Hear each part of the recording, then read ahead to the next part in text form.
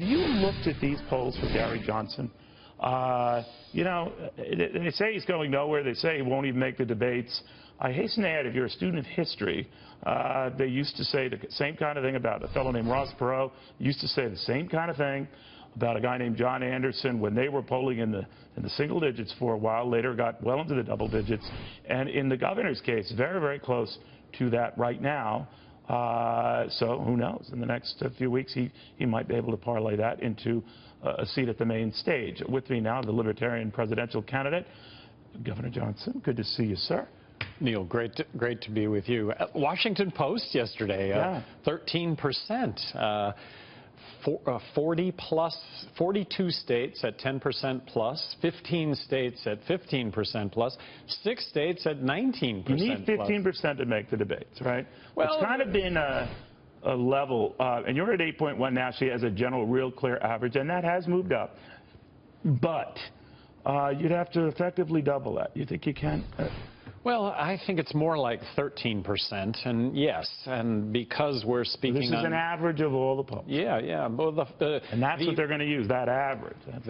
Those 5 polls that they say they're going to cite, we're at 10% consensus on those 5 polls, but you know, we are representative of most Americans, fiscally conservative, socially inclusive, and skeptical regarding military intervention, skeptical when it comes to us supporting regime change. So I think that's reflective of Donald Trump's commitment to more military spending. Didn't outline exactly how much more, but a lot.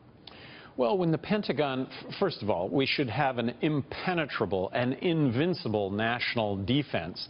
But among active military personnel, I'm polling the highest for president among active military personnel. Isn't the problem, though, Governor, for any independent candidate, and you have impeccable credentials, there's no denying it, but that you kind of always treat it, that is any independent candidate, even back the days of Ross Perot when he led, you know, that you're always treated like a Rodney Dangerfield, and that you can't get the respect unless you're on the debate stage.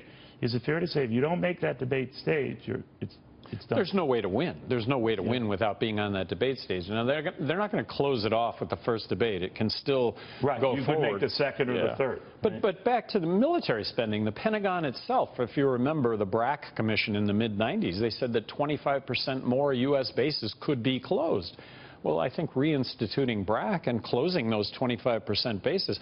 Look, we need to be smart about this, but throwing money at, in this case, the military, Donald Trump, well, that's, you know what, that's going to bust the budget. He and Hillary both have their heads in the sand over the entitlements, Medicaid and Medicare, and Social Security. It's a fiscal cliff we're headed toward unless we actually address these issues. Unless you get on the stage to do that.